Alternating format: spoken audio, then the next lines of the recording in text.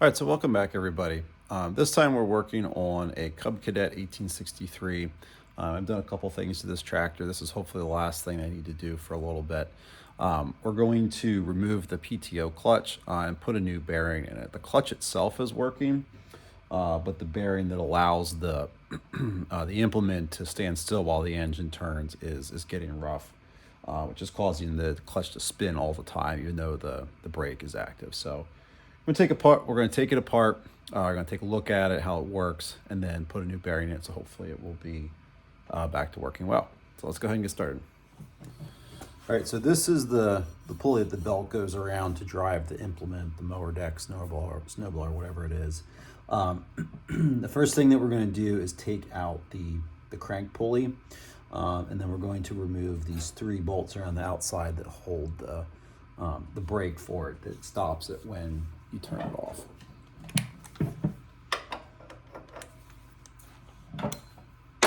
Wrong one.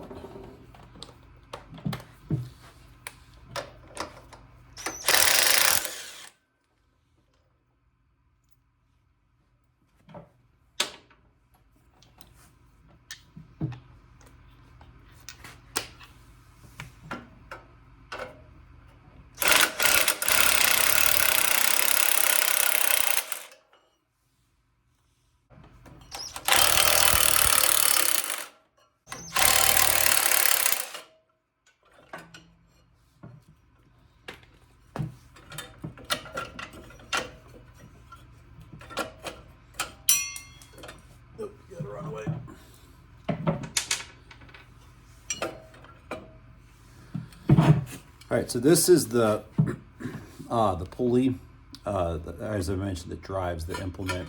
The disc here, this part here in the back, is the brake, and then this part here is what actually makes contact to engage the PTO to the engine.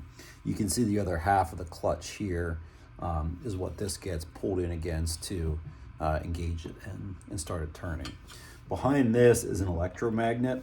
So when you turn the switch on, power comes down through the wire here to this coil. I'm sorry, to a coil behind this, and the magnetism is actually what pulls this in against this to make it turn. With this part, if you have trouble getting that off, you could try to put a puller on this, but on this one, this pulley is just stamped steel. So you have to be pretty careful not to bend this as you're pulling it off. So be a little careful with that. This piece is a little tougher. I have used a puller on these. I had this off when I was doing some other work on the engine. So I think this probably isn't too stuck. There is an adapter on this one that just allows it to be tight on the crankshaft. And this is the disc that it gets pulled in against.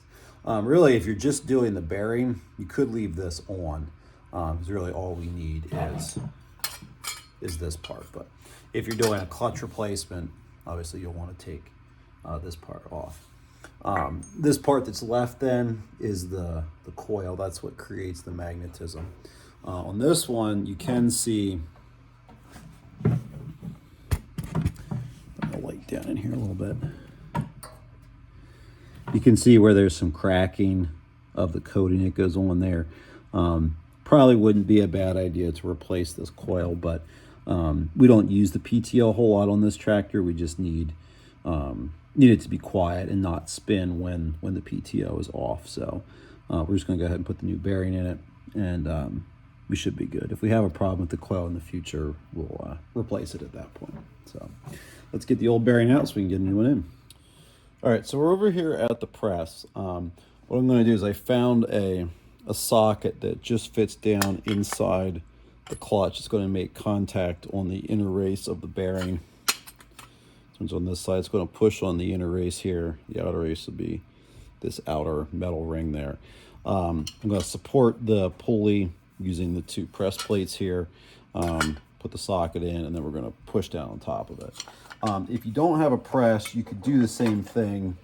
If you support the pulley somewhere so the bearing can drop out the center, and then you could just hammer on the socket or any other piece of metal to push the bearing out of the middle. So we're going to push down on this a little bit. I'm thinking that it's probably not in there too tight, although those are famous last words. I do want to be a little careful. Again, it's just a stamped steel pulley there. I don't want to bend it, so just push down gently.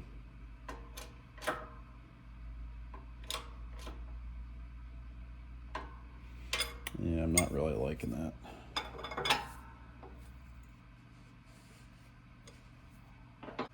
Yeah, I'm worried I'm going to bend it.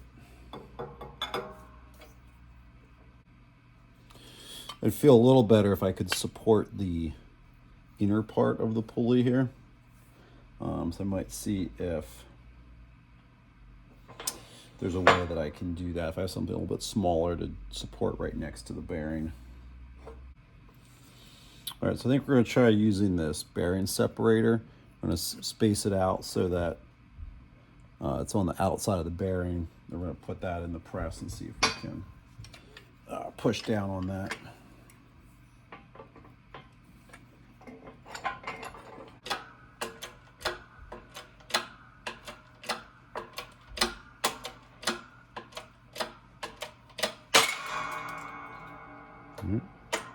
Something let go.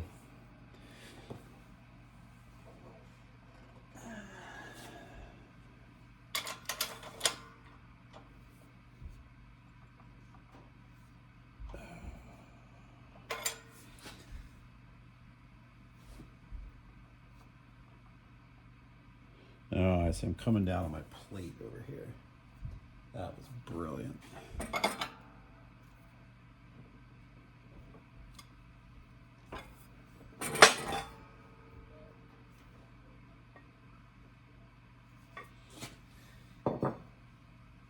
Let's try it again with that out of the way.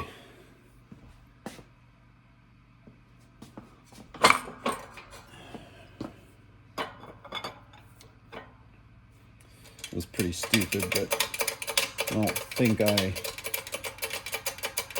damaged anything.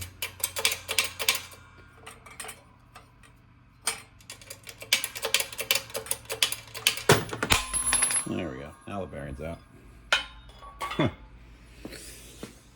Ay. All right, so there's the old one. All I did to get another was I just matched the number that was up, that was on the bearing, and located another one off of eBay. So we'll get the new bearing out and see if we can press that one in the other way.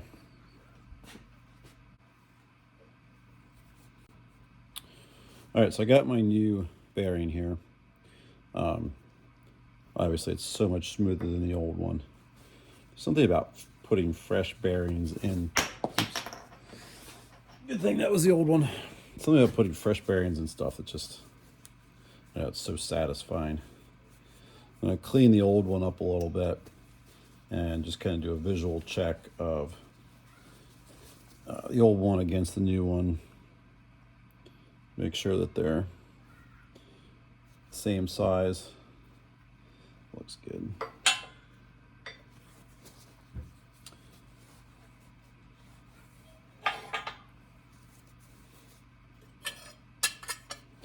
We're going to clean the bore out a little bit where the bearing's going.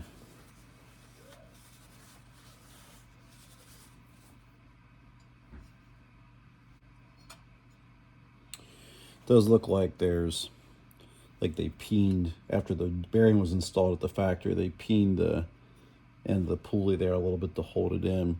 We'll have to see how tight this one goes in, so whether we need to redo that or if it's going to be okay.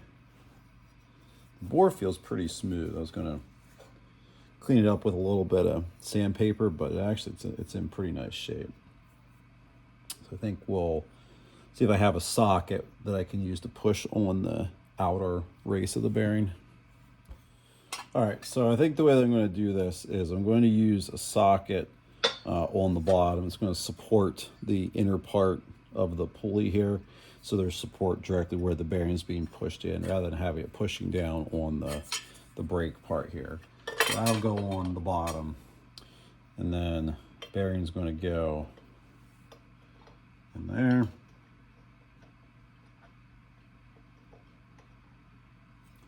And then a socket on top is going to push on the outer race of the bearing.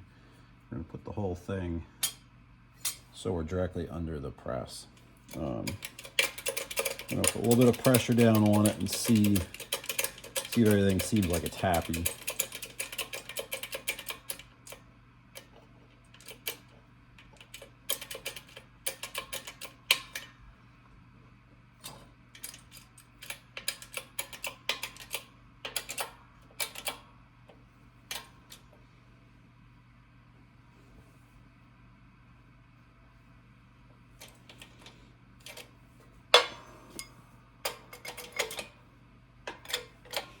All right, it's going in pretty easily, so I think we should be in pretty good shape.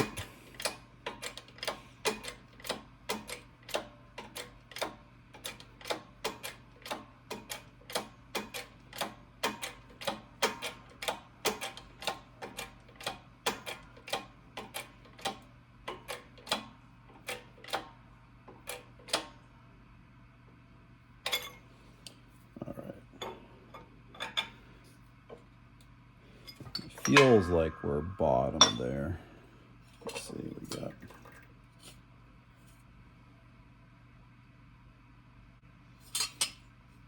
Yeah, there's little, it's hard, impossible to show on the video, but there's little tabs in there. And we're just about down to this. I think we should be in good shape. So we got our new bearing in, and we can go ahead and put it back together. All right, so now that we have the new bearing in, I'm going to just clean the crankshaft up a little bit so that it will slide on easily.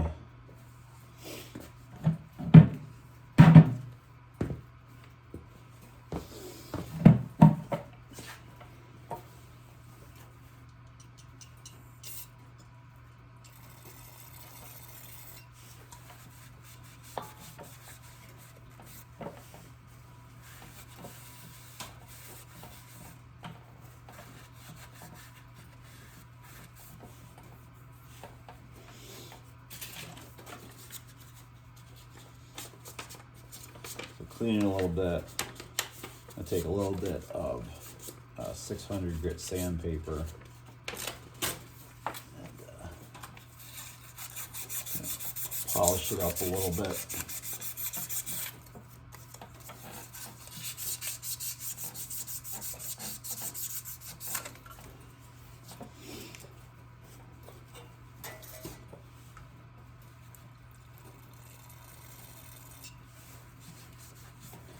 Anybody use this new non-flammable brake cleaner yet? It's strange to me that it doesn't just immediately evaporate and dry like the old stuff did.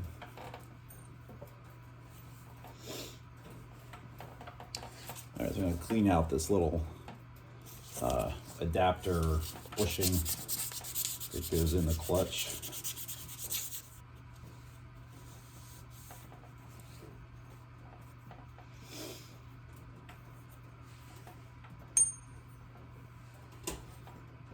All right, we're going to clean the clutch plate here a little bit.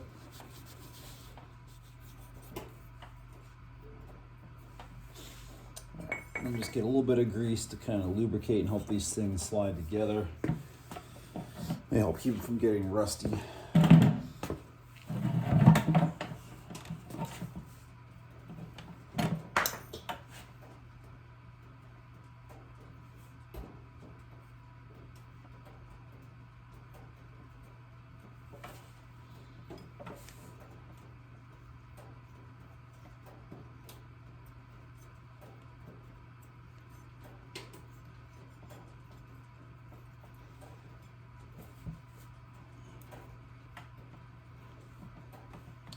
put the key back in.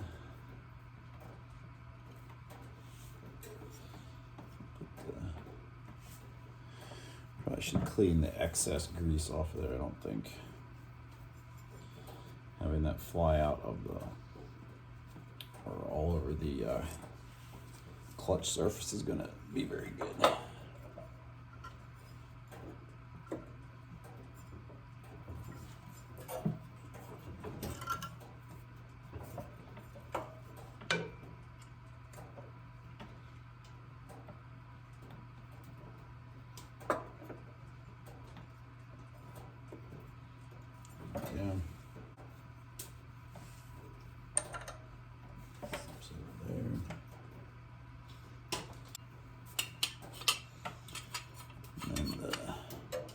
Pulley for the PTO. You do need to get the brake plate lined up with the bolts first, because it's going to go over top like so. The bolt.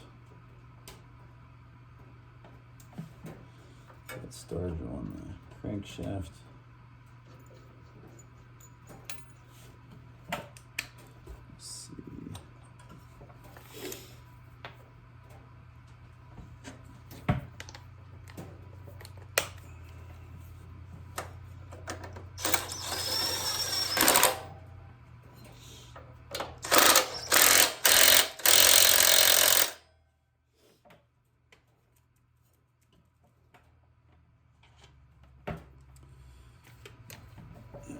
Now that that's tight, we'll start the bolts for the brake. We're going to just tighten them down till the brake is away from the pulley here and it's not dragging. Then we'll get a feeler gauge out and adjust it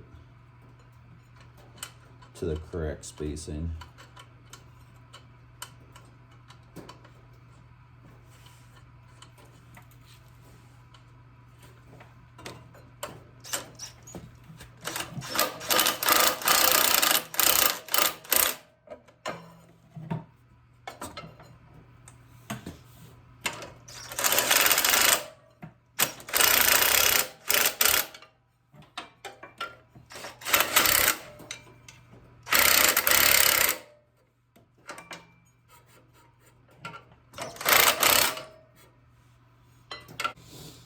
All right, so I tightened them enough so that there's a little bit of a gap here between the pulley and the brake. So now what we're gonna do is we're gonna get a feeler gauge. We're gonna come around. There's a couple windows in the brake there that you can check the gap between the clutch plate and the two clutch plates, really, where there's a space until the magnet pulls them in. So then we can tighten and loosen these to get that gap right. So let me grab the feeler gauge. All right, so what we're doing here, this is the little window up here that we're looking in.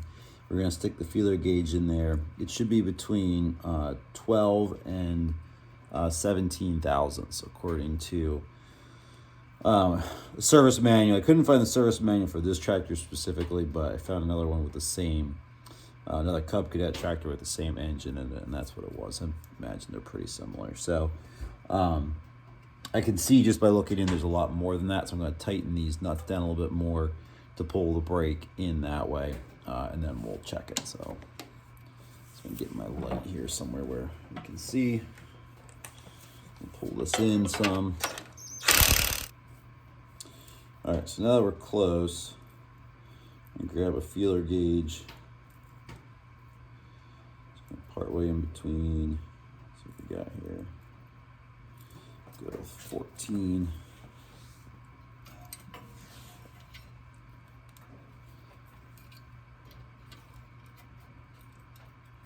There still is much more than 14, so we're gonna pull it in a little bit more.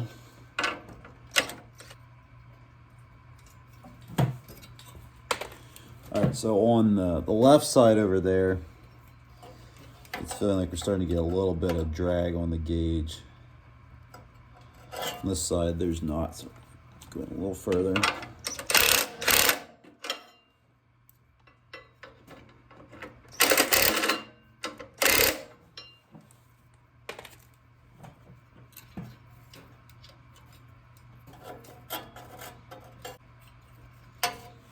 All right, so we're not quite there yet, so I'm going to tighten it down a little more.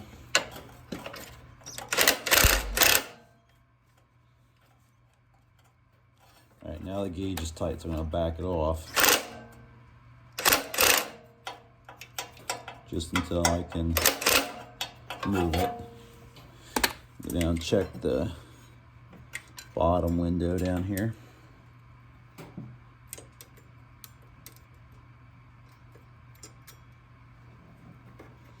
The bottom one's a little too tight, so we'll back that off as well. Alright, so now it's backed off so it's loose, I'm going to pull it in.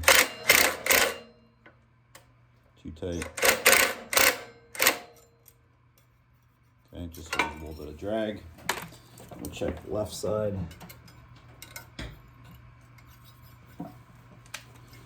Left is a little bit loose.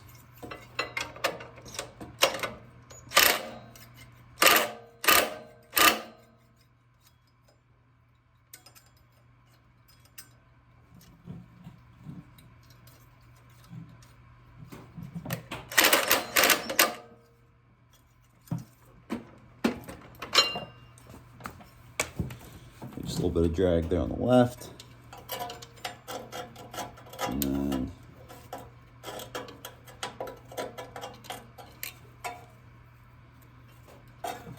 this one's tough to get to. A little loose, we'll tighten it up just a little bit.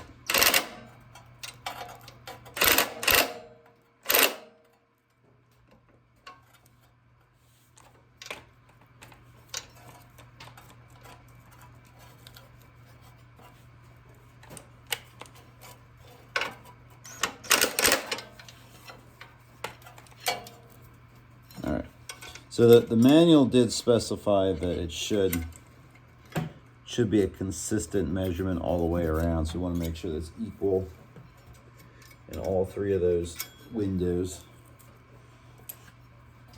And then it is normal. It's like right now I cannot turn the clutch or it's very hard to, because that brake is pulling on it. If I turn the key on and engage the clutch, it will pull that plate in again, so then the pulley will be coupled to the engine. But I should be able to kind of roll the engine back and forth a little bit.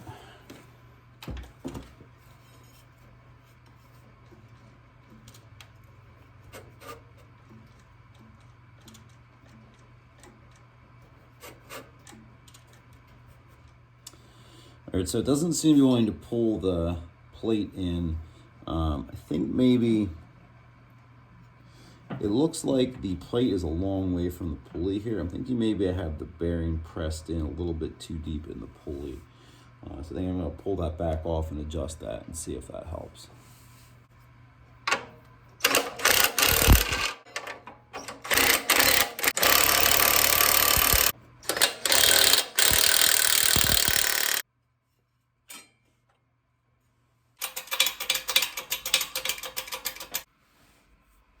All right, let's try that and see if that makes a difference. All right, let's see if that is any better.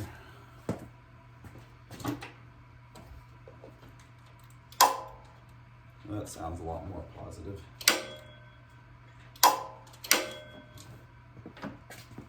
So now it should be brake while it's off, then when I engage it. Yeah, now let's engage, I'll turn the engine over. But when it does turn, you don't hear the brake dragging. So we should be in pretty good shape.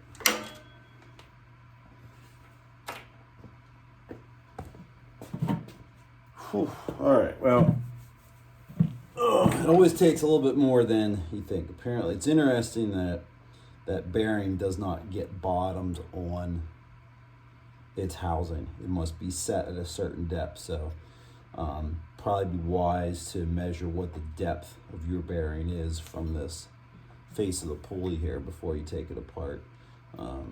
Fortunately, I was kind of able to see a mark where the bearing was sitting and set it back to that mark. So that would be something to take into consideration when you take it apart. Oh, all right, I'm gonna get cleaned up, get the hood back on it, and maybe we'll give it a final try out with the engine running.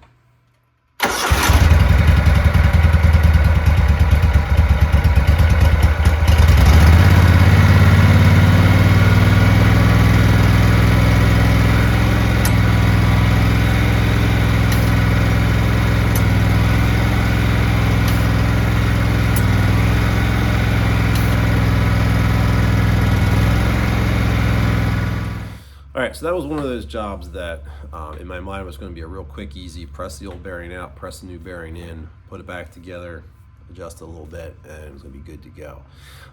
Didn't really work out that way though, as happens so many times.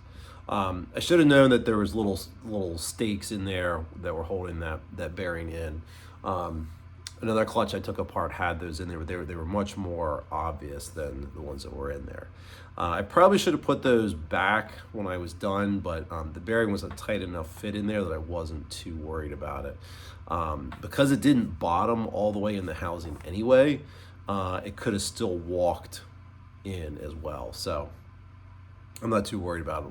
We'll see how it goes, but you could just take a punch and kind of re-stake that around the outside of the bearing to make sure that stays in there. Getting the press plate caught on the press was a major fail on my part. I can't believe I didn't see that coming. And then let's see what else. Getting it readjusted and at the right depth was a challenge as well. Definitely would want to measure the depth in from the pulley, that way you can set it at the right point.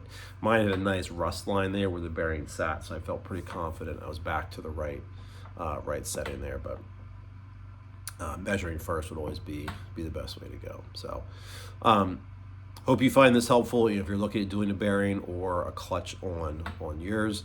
I definitely learned some stuff, even though I've done clutches like this before. Yeah, I learned some stuff on this one. It's been a little while since I had one apart. So hope you enjoyed it. Check out some of my other videos, and I'll catch you on the next one.